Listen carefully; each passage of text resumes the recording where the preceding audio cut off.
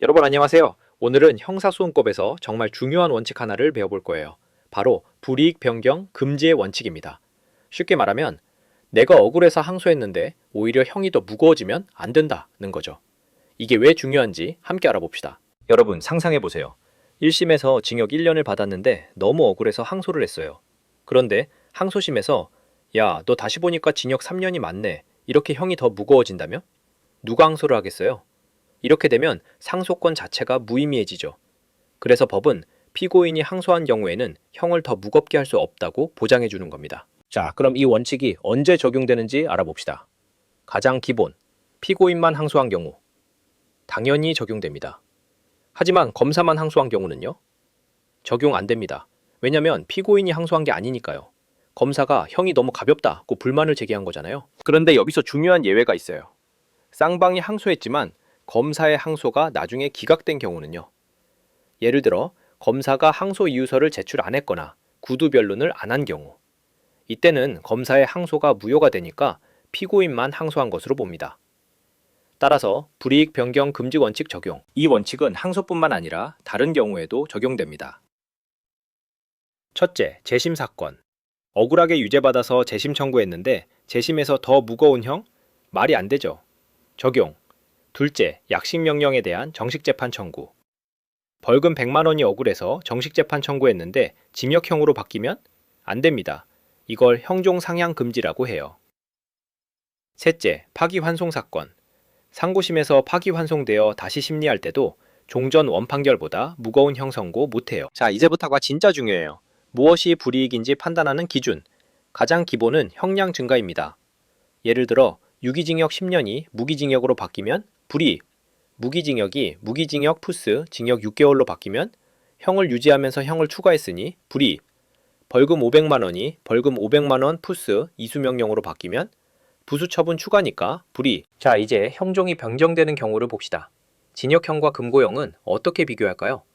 형기를 비교합니다. 금고 1년이 징역 6월로 바뀌면 형기가 줄었으니 괜찮아요. 하지만 금고 6월이 징역 6월로 형기가 똑같으면 이건 불이익. 왜냐고요? 금고는 노역 안함, 징역은 노역 의무니까 징역이 더 무거운 거죠. 자유형에서 벌금형으로 바뀌는 건 어떨까요? 징역 10월, 부저집행유예 2년이 벌금 1,000만 원으로 바뀌면 이건 당연히 괜찮죠. 감옥 가는 것보다 돈 내는 게 훨씬 낫잖아요.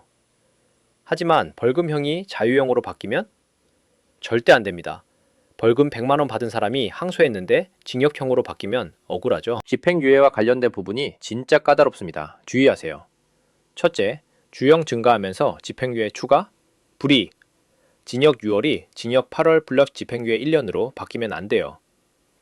둘째, 주형 감소했지만 집행유예 박탈, 불이익. 징역 1년 6월 플러스 집행유예 3년이 징역 1년으로 바뀌면 주형은 줄었지만 집행유예를 빼앗았으니 불이익. 셋째, 집행유예 기간만 연장, 불이익. 징역 6월 플러스 집행유예 1년이 징역 6월 플러스 집행유예 2년으로 바뀌면 유예기간 연장도 불이익입니다. 선고유예와 몰수 추징도 중요해요. 자유형 선고유예가 벌금형으로 바뀌면 불이익. 선고유예는 기간이 지나면 면소되지만 벌금은 실제 집행이라 불이익이에요. 몰수 추징.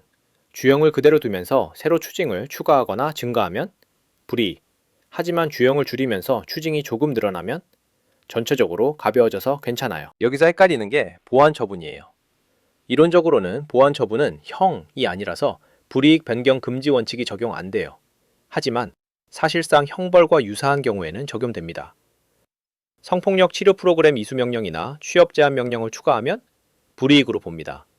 하지만 위치 추적 전자장치 부착 명령은 항소심에서 필요성이 인정되면 추가할 수 있어요. 정말 미묘한 케이스, 형을 감경하면서 부수 처분을 추가하는 경우. 원칙은 전체를 실질적으로 고찰합니다.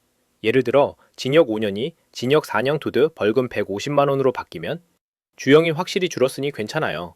하지만 징역 1년 투득 집행유예 2년이 징역 1년 투득 집행유예 2년 부드 수감명령 40시간으로 바뀌면 주형이 똑같은데 수감명령이 추가되었으니 불이익.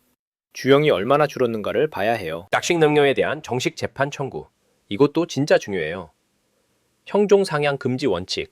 벌금형 약식 명령을 받았으면 정식 재판에서 징역형으로 바꿀 수 없어요. 예를 들어 벌금 350만 원 약식명령을 받았는데 정식 재판 청구 후 다른 사건과 병합되어 징역 6월이 선고되면 형종상향 금지 위반, 벌금이 징역으로 바뀌어서 일부를 차지했으니 불이익이죠. 단 벌금액을 늘리는 건 괜찮아요. 벌금 100만 원이 벌금 200만 원으로 바뀌는 건 가능. 그럼 이 원칙을 위반하면 어떻게 될까요? 항소심 판결이 불이익 변경 금지를 위반했다면 상고 이유가 됩니다. 판결 내용의 법률 위반이죠. 상고심 판결이 위반했다면 비상상고 이유가 됩니다. 약식명령에 대한 정식 재판에서 위반했다면 항소 이유가 됩니다.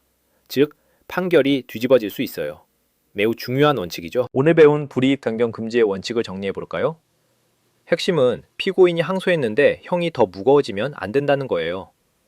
적용 대상은 피고인만 항소한 경우, 재심 약식명령에서 정식 재판 청구, 파기환송 등이고요. 불이익 판단은 형량 증가, 형종 변경, 집행유예 추가나 박탈, 부수처분 추가 모두 고려해야 합니다. 마지막 퀴즈. 피고인만 항소했는데 징역 1년 부대 집행유예 2년이 징역 1년으로 바뀌었어요. 불이익일까요? 정답은 불이익입니다. 집행유예를 박탈했으니까요. 오늘도 수고하셨습니다.